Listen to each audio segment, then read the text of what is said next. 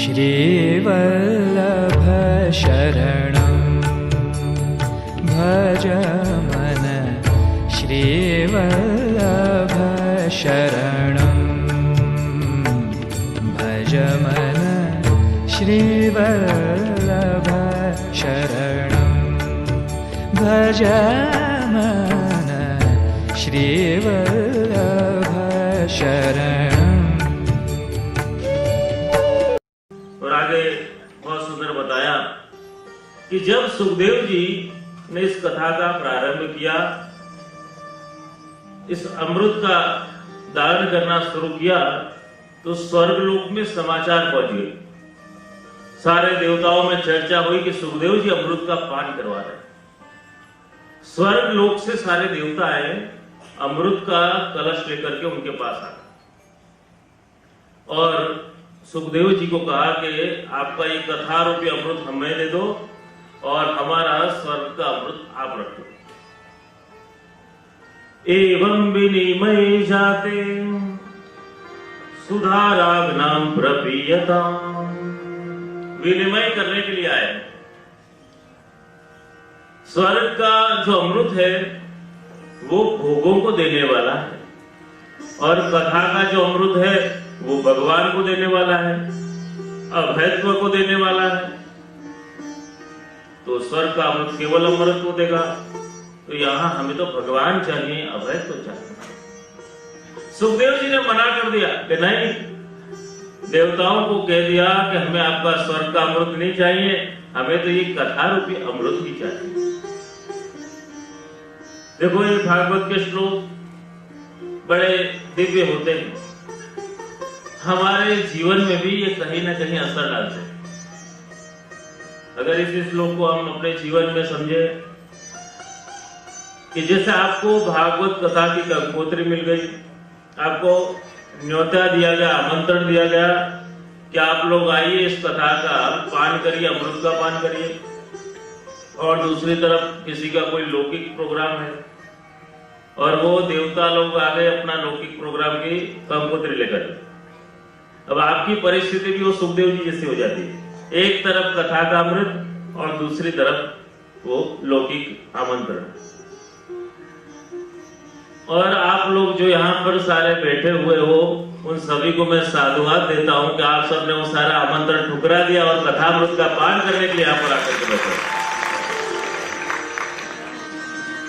ये दिव्य अमृत है, इसकी एक बूंद भी हमें मिल जाए तो हमारा जीवन धन्य हो जाता है, सफल हो जाता है। इसका बड़ा प्रभाव है और इसका ये प्रभाव देखा ब्रह्मा जी ने कि इसके प्रभाव से राजा परीक्षित का उद्धार हुआ। और ब्रह्मा जी ने एक तराजू लिया, सारे शास्त्र एक पलड़े पर रखे और दूसरे पलड़े पर भागवत शास्त्र रखा और भागवत शास्त्र सबसे भारी निकला। और इसकी महत्वता का परिचय ब्रह्मा जी को भी हुआ। ये शास्त्र सारे शास्त्रों पर भारी है, ये महापुराण, इसमें सारे 17 पुराणों का निचोड़ है।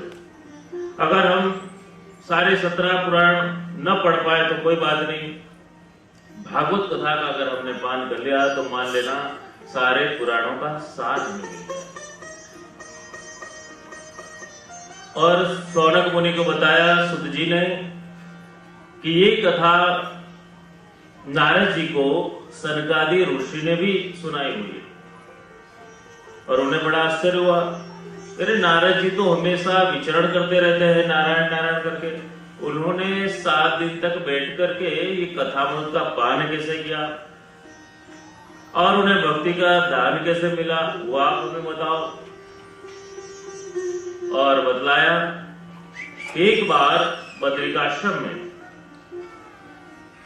एकदा हि विशालायां चत्वारुषयो अमलाः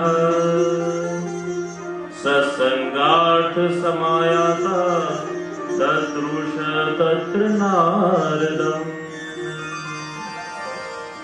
एक बार एकदा हि विशालायां, बद्रिकाश्रम में, बद्री विशाल में 4 सनकादि ऋषि बैठ करके सत्संग कर रहे हैं और वहां से उन्होंने देखा नारद जी का मुख बड़ा उदासीन है वहां से पसार हो रहे थे।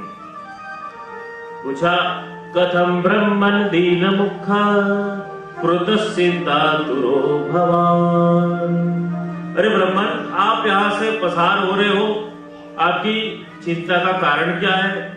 आपका मुख इतना उदासीन क्यों लग रहा है? बताइए नारद जी। और नारद जी ने अपनी पूरी कथा बताई कि मैं इस पृथ्वी में यात्रा करने के लिए आया था।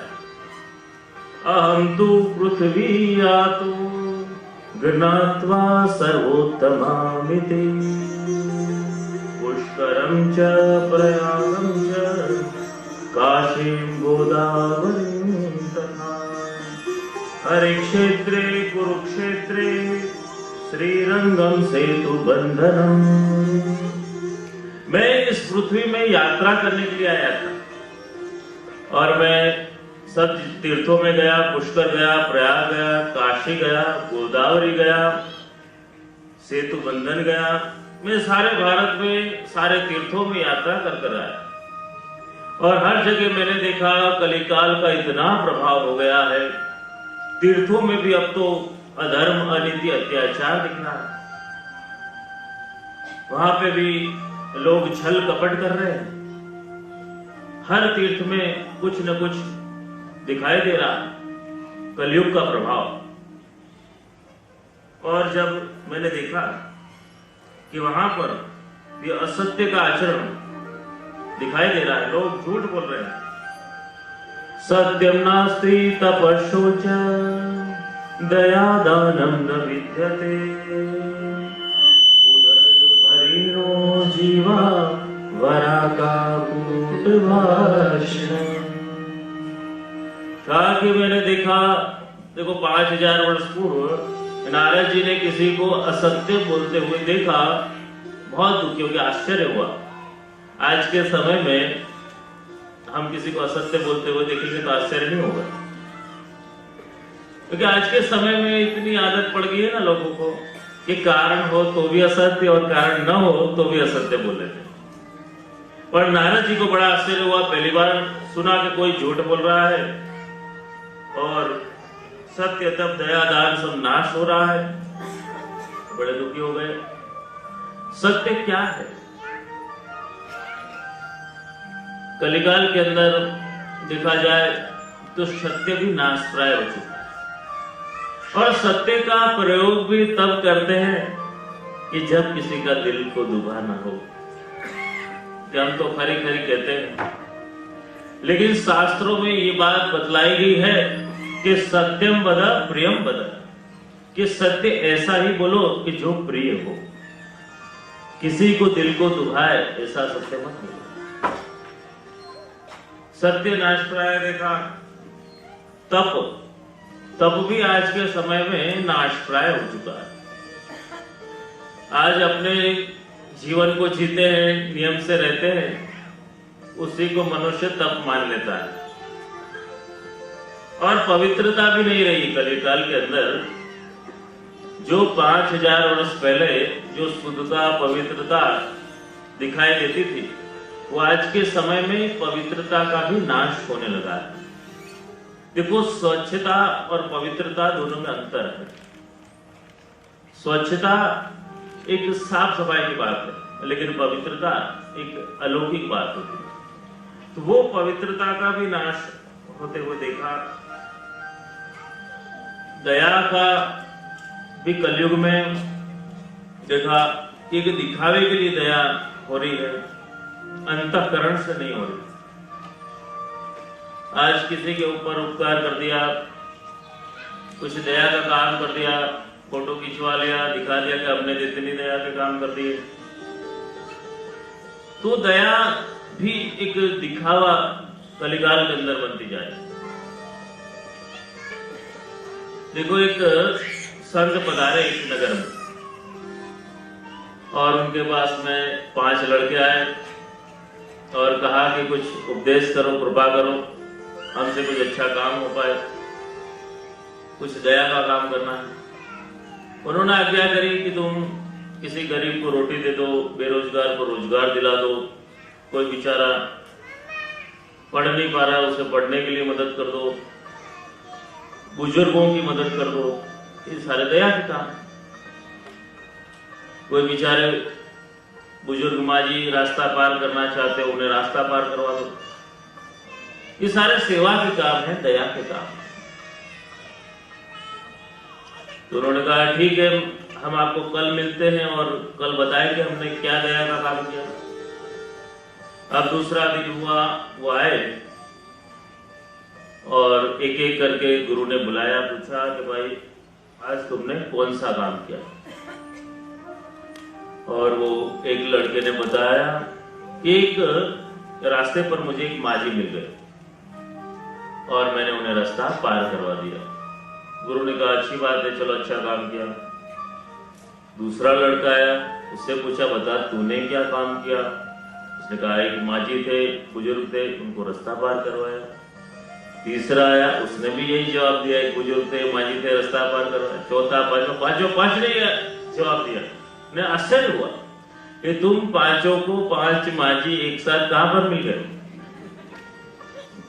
उन्होंने कहा कि हमने ये नियम लिया था कि जब तक कोई दया का काम नहीं करेंगे ना तब तक प्रसाद लेंगे। अब दोपहर का 1 बज रहा था, भूख लग रही थी, कोई मिला नहीं, एक माजी मिले, लेकिन वो माजी रास्ता पार करना नहीं चाहते थे, इसलिए हमने पांचों ने पकड़ के घसीट के उन्हें रास्ता पार करवा दिया। तो कलिकाल के अंदर दया भी कुछ ऐसी हो गई, दिखावे की। और दानम न विद्यते, दान भी एक दिखावे जैसा हो गया। ये दिखावे के लिए ही कुछ दान कर दिया। असली दान तो कैसा दान है कि एक हाथ दे और दूसरे को पता न चले, तो ऐसा दान होना चाहिए। तो कलिकाल के अंदर दान भी दिखावे का। उधर भरीणो जीवा वरा का कूट भाषण, अपना पेट भरने के लिए उधर भरीणो जीवा, लोग झूठ बोलते हैं। कलिकाल के अंदर में कुछ भी असत्य बोल दिया, अपना पेट भर लिया, लोग छल कपट करते हैं। अभी देखो अपने गुजरात में एक काका थे, एक चाचा, वो उनका नियम था कि एक मर्यादा का मंदिर और वहां पर रोज दर्शन करने के लिए जाते।